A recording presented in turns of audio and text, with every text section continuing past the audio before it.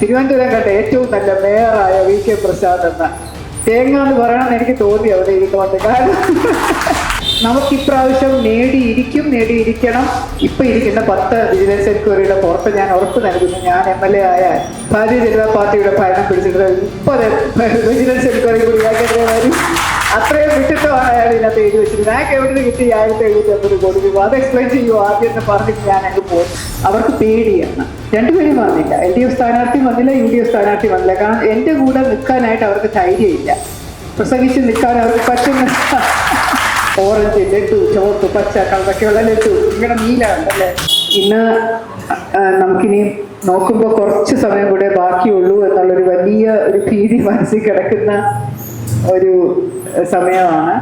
അപ്പം അതുകൊണ്ട് എത്ര ഓടി നടന്നാലും പ്രചാരണത്തിന് മതിയാവില്ല, സമയം മതിയാവില്ല എന്നുള്ള തോന്നലൊക്കെ തോന്നിത്തുടങ്ങി.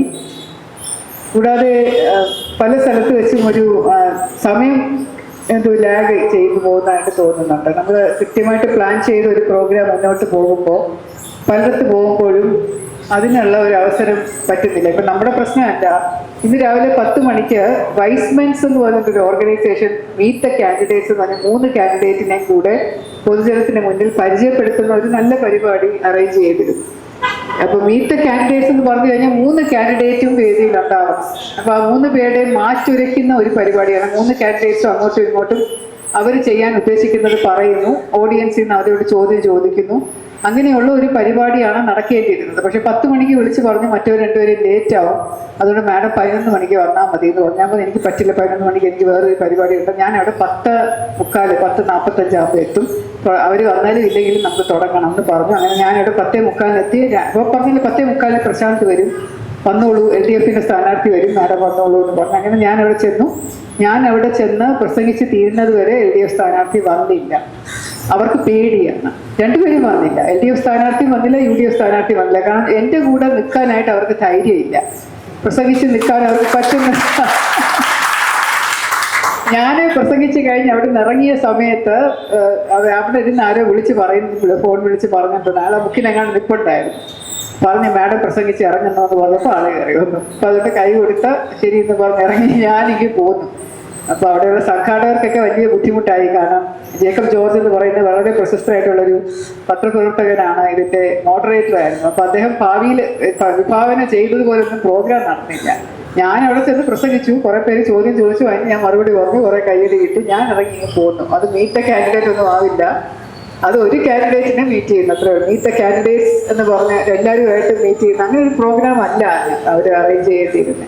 അങ്ങനെ കുറേ സമയം മെനക്കെടുത്തിയതല്ലാതെ ഞാൻ ഇന്നത്തെ ഒരു കാര്യം കൊണ്ട് കുറച്ചുപേരെങ്കിലും ഞാൻ ഇൻഫ്ലുവൻസ് ചെയ്തെത്തുള്ളൂ. കാരണം അവിടെ കുറച്ച് LDFകാർ ഇരിപ്പുണ്ടായിരുന്നു. അവർക്കൊക്കെ മനസ്സിലായിട്ടുണ്ട്. അയാൾ VK പ്രസാദിൻ്റെ പ്രകടന പത്രികയ്ക്ക് എൻ്റെ മുമ്പിൽ കൊണ്ടുവന്ന 1750 കോടി രൂപയുടെ എന്ന് പറഞ്ഞ് ഇതിനകത്ത് എഴുതി വെച്ചിട്ടുണ്ട്. മാഡത്തിന് അതെങ്ങനെ അത് പറയാൻ പറ്റും എന്ന് ചോദിച്ചപ്പോൾ ഞാൻ പറഞ്ഞു, ഇപ്പം ഇരിക്കുന്ന 10 വിജിലൻസ് എൻക്വയറിയുടെ പുറത്ത് ഞാൻ ഉറപ്പ് നൽകുന്നു, ഞാൻ MLA ആയാൽ ഭാരതീയ ജനതാ പാർട്ടിയുടെ ഭരണം പിടിച്ചിട്ട് 30 വിജിലൻസ് എൻക്വയറി കൂടിയാക്കേണ്ടി വരും. അത്രയും വിട്ടിട്ടമാണ് അയാൾ ഇതിനകത്ത് എഴുതി വെച്ചിട്ട്. ഞങ്ങൾക്ക് എവിടെ നിന്ന് കിട്ടി 1750 കോടി രൂപ? അത് എക്സ്പ്ലെയിൻ ചെയ്യുമോ ആദ്യം എന്ന് പറഞ്ഞിട്ട് ഞാൻ അങ്ങ് പോകുന്നു. കാരണം അത്രയ്ക്ക് അഴിമതി ആശയം. അപ്പോൾ അവിടെ ആരോ പറയുന്നുണ്ടായിരുന്നു ഇൻട്രൊഡ്യൂസ് ചെയ്തപ്പം, തിരുവനന്തപുരം കണ്ട ഏറ്റവും നല്ല മേയറായ VK പ്രസാദ് എന്ന തേങ്ങ എന്ന് പറയണമെന്ന് എനിക്ക് തോന്നി അവിടെ ഇരുന്നുകൊണ്ട്. കാരണം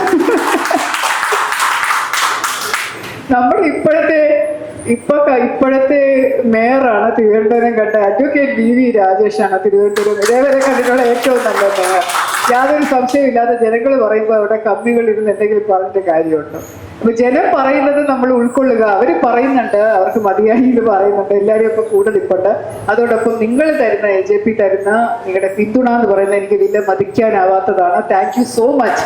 ഒരുപാട് കഷ്ടപ്പെട്ട് ജോലി ചെയ്തു. എനിക്ക് റീജയുടെ കാര്യം അറിയാം. ഞാൻ കൗൺസിലറായിട്ട് മത്സരിക്കുന്ന സമയത്തും റീജ കുറേ ദിവസം എൻ്റെ കൂടെ വന്ന് നിന്ന് കഷ്ടപ്പെട്ട് ജോലി ചെയ്തിട്ടുള്ളതാണ്. എൻ്റെ കുഞ്ഞനിയത്തിയാണ്. അപ്പോൾ റീജ ചേച്ചി എനിക്കറിയാം അത്രയ്ക്ക് ആത്മാർത്ഥതയോടുകൂടിയാണ് നിങ്ങൾ എല്ലാവരും എൻ്റെ കൂടെ നിൽക്കുന്നത് എന്ന് എനിക്കറിയാം. ഒരുപാട് സ്നേഹം, ഒരുപാട് നന്ദി, ഒരുപാട് പിന്തുണ. നമുക്കിപ്രാവശ്യം നേടിയിരിക്കണം.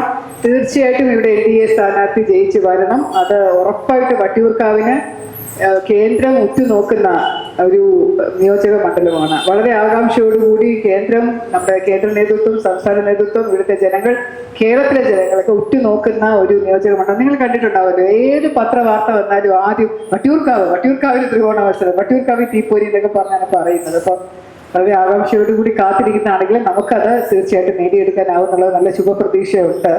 എല്ലായിടത്തും ഓടിയെത്താൻ പറ്റുന്നില്ല എന്നുള്ളൊരു വിഷമമേ ഉള്ളൂ. കാരണം പലരും പറയുന്നുണ്ട്, ഇങ്ങോട്ട് കണ്ടില്ലല്ലോ, മാഡത്തിനെ ഇങ്ങോട്ട് കണ്ടില്ലല്ലോ എന്നൊക്കെ പലരും ചോദിക്കുന്നുണ്ട്. പക്ഷെ എല്ലായിടത്തും കൂടെ പോകാൻ പറ്റുന്നെങ്കിലും എനിക്ക് ഉറപ്പാണ് ജയിക്കും. നല്ല ഭൂരിപക്ഷത്തോടു കൂടി തന്നെ ജയിച്ചു വരും. അപ്പം നമുക്ക് ഈ ആഘോഷം നമുക്ക് ഒരു ദിവസം കൂടെ ഇവിടെ കൂടി ഓറഞ്ച്, ലഡു, ചുവപ്പ്, പച്ച കളറൊക്കെയുള്ള ലഡു, ഇങ്ങനെ നീല ഉണ്ടല്ലേ, വയലറ്റ്, ചുവപ്പ്, പച്ച, ഈ ലഡു ഒക്കെ കളറിന്റെ ലഡു ഉണ്ടാക്കി നമുക്ക് ഇവിടെ വെച്ച് കഴിക്കണം. നമുക്ക് കൂത്തിരി കത്തിച്ച് ആഘോഷിക്കണം.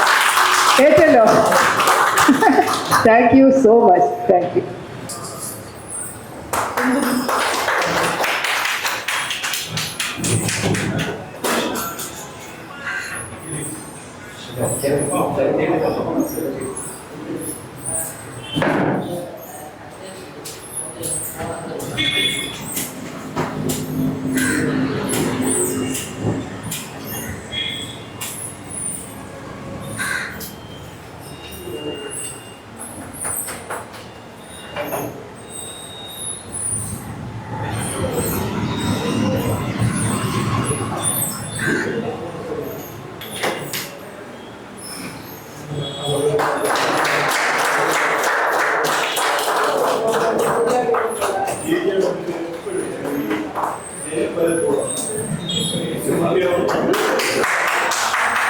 വട്ടിയൂർക്കാവ് നിയോജക മണ്ഡലം കൺവെൻഷൻ്റെ അധ്യക്ഷനായിട്ട്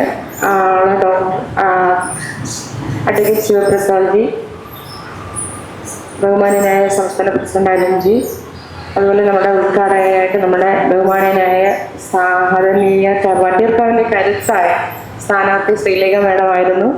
നമ്മൾ വന്നു.